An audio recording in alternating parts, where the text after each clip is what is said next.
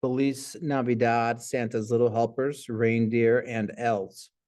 Happy Tuesday, December 19th. You can see the agenda today. We're talking about the correlation between crime and education. You had an article to read last week, Friday, and some questions to answer, excuse me. We have a couple of slides to look at. Then you're going to get a couple more discussion questions to respond to, which we'll pick up with on Thursday. Let's get to it. Very clear that there is a correlation between reduced crime rates and education, right? I mean, probably the easiest one to understand is the direct incapacitation effect. If kids are occupato, they won't get into crime. It's the age-old saying, idle hands are the devil's workshop, right? If we take kids who are the most at risk to breaking rules, societal norms, deviants, if they're occupied, then they won't get into crime. There's no question about that. For the most part, it doesn't end all crime, but it significantly reduces property crime rates amongst younger people. And then we look at the overall impact of education when it comes to reducing crime rates. And again, not everything will eliminate crime. There are plenty of people that have PhDs that still break the law. But we talked about the human capital theory. Better economic opportunities will reduce people's need or desire to break rules because it would make it too costly. They'd have to give up too much. They'd have to give up everything that they worked for as a result of breaking the law if they got caught. Now, some people are educated enough after going to school that they don't get caught because they're smarter about it.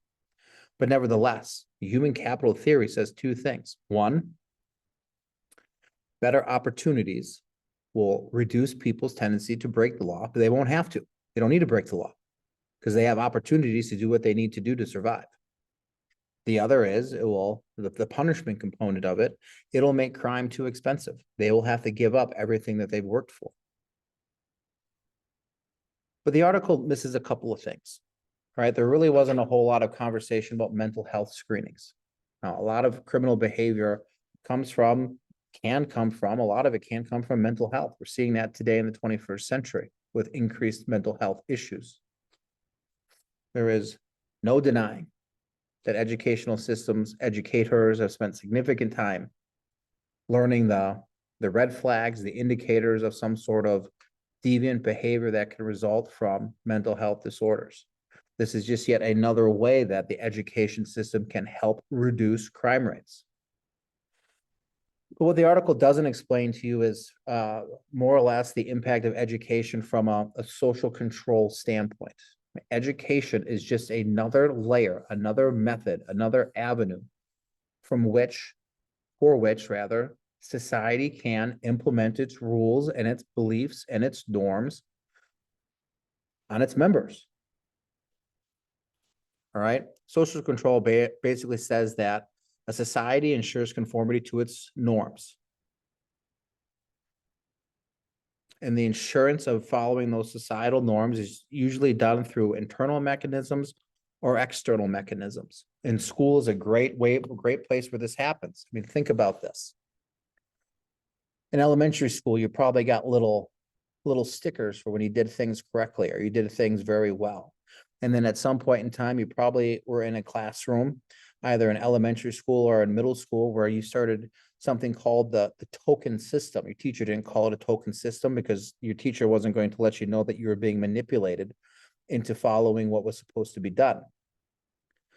But think about those school stores where you got little coupons, or some little piece of paper that you could save up for a few weeks and then use it to buy a stupid little eraser with 17 different colors on it, shaped like a star or a dog or a school bus or whatever it was.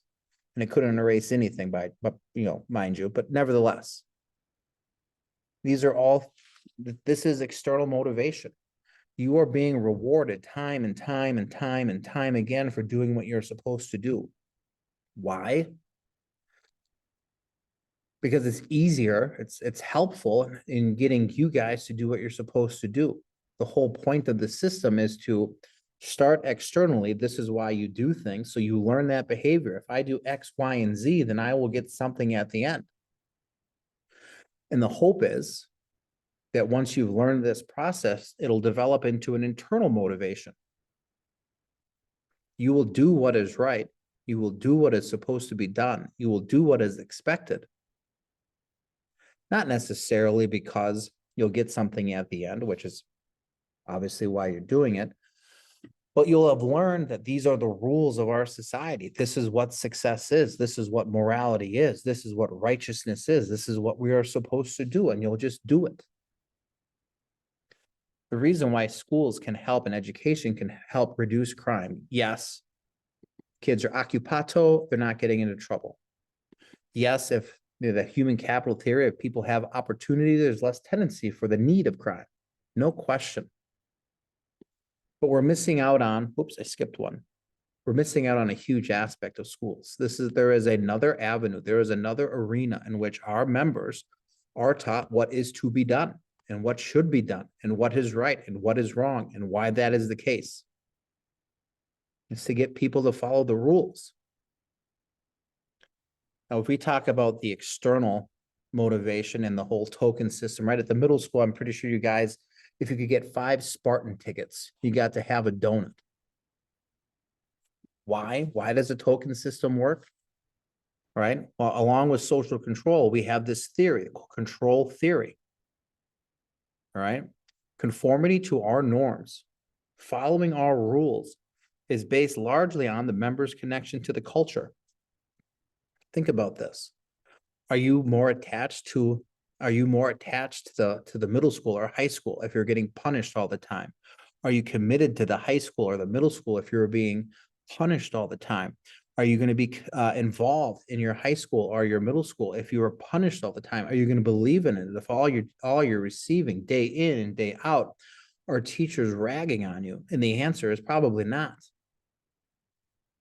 But if we give kids rewards, the little token, whether it be a classroom dollar to the school store or a little sticker or a popcorn party, if you could spell popcorn by the end of the month, whatever it was, they get to have a little fun, a little reward with it.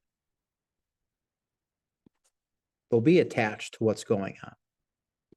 They'll be committed to what's going on. You'll be involved with what's going on and you'll believe in what's going on. And this is really what schools do. It is another socialization process. It's not so much about education. I mean, it is about education, but not from like books and science and math and reading. It's more education based on the norms of society and what you should and shouldn't be doing.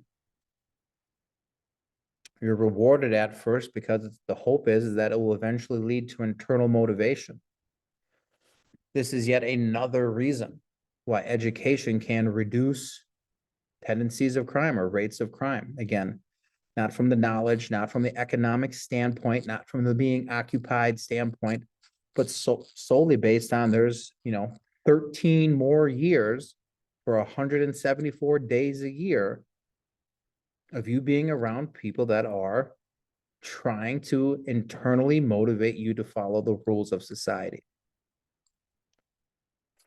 But again, it's not successful. And every good system, every successful system is going to have some flaws. And we've got some flaws in our education system right now. I mean, think about this. Probably since the day you were in kindergarten, you've been told that you have to go to college.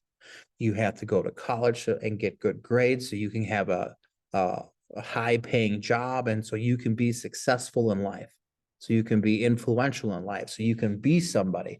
You have to go to school to do that. That's not quite the case in the 21st century, and it's obviously created some problems for us, which we're going to talk about in class on Thursday. Here's what I want you to do.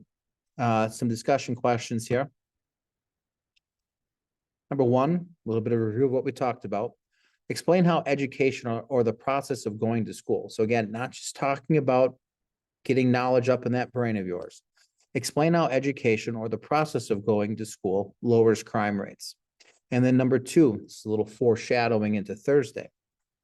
What may be threatening the effectiveness of education in regards to minimizing crime? What may be threatening the effectiveness of education in regards to minimizing crime? Think about how often you've been told that you have to go to college And then think about this in the 21st century, especially with those who have a college degree. Does it guarantee that you're going to be wealthy? Does it guarantee that you're going to be happy? Does it guarantee that you have a job? Does it guarantee that you have a job that pays you what it should? That's what we're going to pick up with on Thursday. Have a good couple of days. I'll see you guys on Thursday. Please get those questions in by the 21st. That's Thursday at 1:30. I'll cover the last little bit of information. Then we're going to look at, well, you guys are going to watch a documentary over winter break. It's only about an hour and 20 minutes. Hope you're all doing well and had a great weekend. I'll see you guys on Thursday. Go Spartans.